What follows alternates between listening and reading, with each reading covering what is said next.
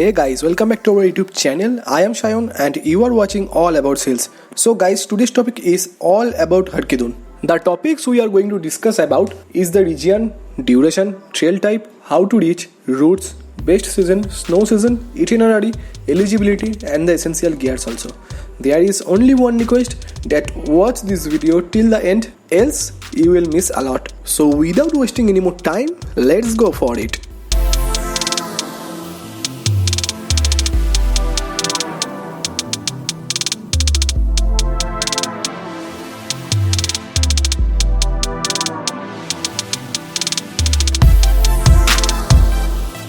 The region of Harkidun is Uttarakhand.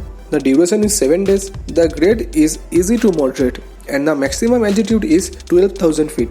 The total kilometer of trekking is 44 kilometers. This is a round trail. The trek starts and ends at Sankri. Dehradun is the nearest railhead to the base camp. Jolly Grant Airport is the airport that connects Dehradun with the other cities of India. Sankri is the base camp, which is 10 hours drive from Dehradun. The best season is round the year except monsoon. And if you want winter trek, then you have choose the time between the December and April. There is 3 options to reach Dehradun: by air, train and bus also. Jolly Grant Airport is the airport serving Dehradun, which is located about 25 km from the city. Now let's talk about the train. Each and every big city is connected through Dehradun with the station Dehradun. And in the case of buses, there is regular bus service from Delhi to Dehradun. Let's talk about the itinerary. Day 1. Dehradun to Sankri. 10-hour drive from Dehradun to Sankri, passing through Mussoorie, the Queen of Hills, Naugaon, Purola, Mori and Netwar, before finally reaching the village Sankri. Day 2. Sankri to Pauni Garat via Taluka. Drive from Sankri to Taluka. It will take 1 hour, which will cover 12 km. Now the trek starts. Distance is 10 km, which will take approx 6 hours. Easy level walk, gradual ascents in most areas. Day 3. Pauni Garat to Kalkatyadhar via Osla. Pauni Garat to Kalkatyadhar is a distance of 7 km over 6 hours. The idyllic vibe retained in the surrounding, the trek proceeds through harvest lands, cattle grazing and slant rooftops used as granary and the storages. Right between the forest of cashew nuts and walnuts lies the serene village Oslo. Day 4. Kalkatyadhar to Harkidun and back to Kalkatyadhar. The trail is mixed of steep, moderate ascents until the Harkidun. Just as you rise high, you can see snow patches and frozen waterfalls. In winter, these sections are covered with thick snow. The huge peaks of Sargarohini, Hata Peak, Black Peak, etc. snow their marveling glimpses. Now, let's go ahead to Day 5. Kalkatyadhar to Pauni Garat via Osla. Today you will retrace the steps through Oslo village to Pauni Garat. Here is another chance to relive the moment with the peaceful villagers.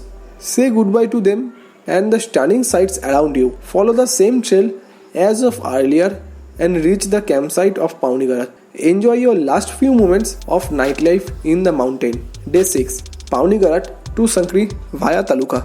A 5-hour trek to Taluka sets off this morning. Climbing down by the familiar trail, stopping at familiar rest points, drive back, base camp wards. Pay special attention to descending tactic. Though climbing down accounts for leisure exhaustion and stressing out your souls with big steps is inadvisable. Sankri will arrive at the time 40. Day 7. The journey concludes with the 10-hour drive from Sankri to Dehradun. Breakfast and lunch should be done on the way. Now let's talk about the altitudes of the trek. Dehradun is at about 1466 feet, Sankri is at about 6455 feet, Taluka at about 6808 feet, Pauni Garat is at about 8200 feet, Osla is at about 11483 feet, Kalkatyadhar is at about 8956 feet to 11,768 feet and the Harkidun Valley is at about 11,800 feet. Who can go? This is one of the most important topic that you should know. First timer can apply, should have some interest in trekking also and mountaineering. The climber must be fit and have sufficient stamina to cover 5 km of distance in 30 minutes without a stress. The climber should be able to carry 10 to 15 kg backpack. Heart problem, high blood pressure, asthma and epilepsy cannot be reconciled on this mission.